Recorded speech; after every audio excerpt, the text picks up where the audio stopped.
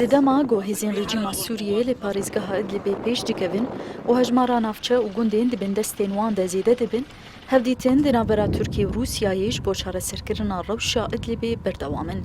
Derbarî van hevdîtinan hin siyasetmedar dibêjin, got Rûsya qebûl nake goçekdarên opozisyonê li ser xaka Sûriyê bimînin lewma Turê keftin di navbera her du aliyan de encam nade. Herûha didin zanîn got hikûmeta Sûriyê ceddî ye derbarî kontrolkirina Idlibê bigiştî.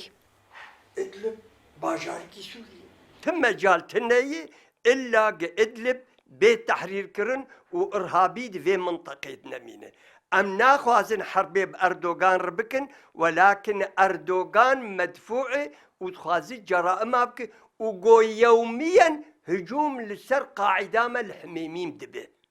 فأردوغان مخطط إسرائيل وأمريكا وبعقلية عثماني دمشي فالروس وقيادات سوري وحلفاء سوري مستحيل أي تنازل بقدمين جي أردوغان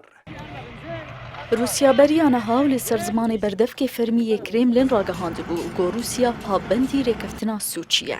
هن شروفکارین سیاسی دبیجین گو شر لپاریزگاه ادلیبی دیوره راوستاندن و دور دیبه بدبین کنترول رژیم سوریه و روسیای جالیکی و ترکیه و چکدارین اپوزیسیون سوریه جالیکی دنفه. از دبیجیم وی صبح هفدو بکن و شروری راوستاندن بلکی ان وکشاندینش دورا چی بین یان دست هلاداریا ترکی دورنا چی بی یان روسال دورا چی بی لیب تماماتی و شروری راوستاندن